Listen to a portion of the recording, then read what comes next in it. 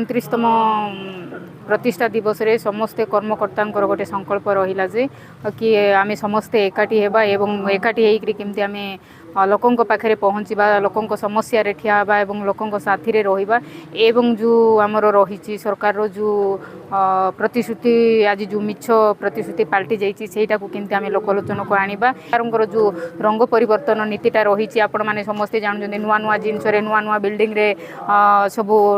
Colour परिवर्तन होची किंतु लोकंकर समस्या पाखरे से माने जाई पारु नाहंती एवं लोकंकर समस्या को न बुझिकी केवल खाली माने रंग परिवर्तन रे व्यस्त अछंती सेटा को मध्ये हम केमती लोकलोचन को आनिबा से बाबद रे किछि माने आलोचना माने करायला एवं ता साथे संकल्प मध्ये नियाला हम समस्त एकाठी हेबा बिजु जनता दल रे रहिबा एवं बिजु जनता दल पई काम करबा। ये सरकार विरुद्ध रे बिजु जनता दल आज 29तम प्रतिष्ठा दिवस रे शपथ करुची साधारण लोकों सहित सामूहिक कार्य सामिल हो विभिन्न शहर को नहीं आम ये सरकार विरुद्ध रे आम प्रतिवाद विक्षेप करूँ। साधारण लोक नवीन पट्टनायक सहित अच्छा विजु जनता दल हूँ ओडिशा लोकंर बल ये कार्यक्रम सहित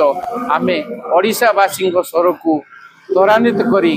विकास क्षेत्र में केमती पुणी नवीन पट्टनायक ओडिशा राज्यर दायित्व नेबे आग को ये ओडिशा विकसित हो सारा पृथ्वी रे एक स्वतंत्र स्थान ग्रहण करने सहित भारत वर्षर एक राज्य रूपे प्रतिष्ठा हो पारे। ओडिशार पूर्वतन मुख्यमंत्री नवीन पट्टनायक महोदय विरोधी दलर नेता जे जेते काम करिसंती शिक्षा स्वास्थ्य गमनागमन उपरे पीवा पानी उपरे बेकार समस्या उपरे बहुत कार्यक्रम करिसंती तेणुकरी ताकू अनुसरण करी आमे चलीचु। तेणुकरी आज 29तम प्रतिष्ठा दिवस रे आमे समस्ते केक काटी उत्साह होइलु।